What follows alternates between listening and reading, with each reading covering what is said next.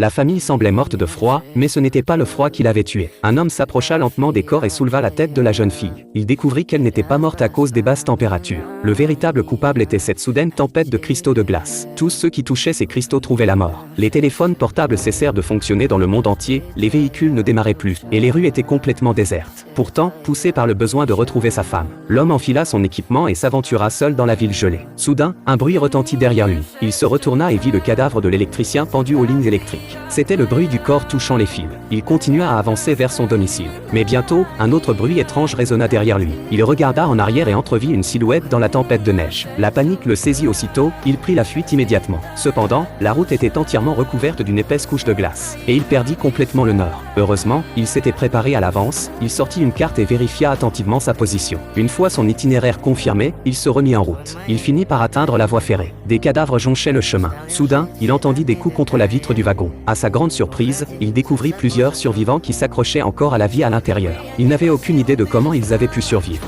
À ce moment-là, une femme à l'intérieur du wagon appela à l'aide. L'homme n'eut d'autre choix que de monter dans le train. Mais dès qu'il entra, il se rendit compte que tout le monde était entassé dans un seul wagon. Les autres wagons étaient vides. Après avoir distribué le peu d'eau dont il disposait, il décida de retourner chez lui chercher des outils pour les secourir. Il reprit donc le chemin du retour. En arrivant devant sa porte, le spectacle qui s'offrit à lui le bouleversa profondément.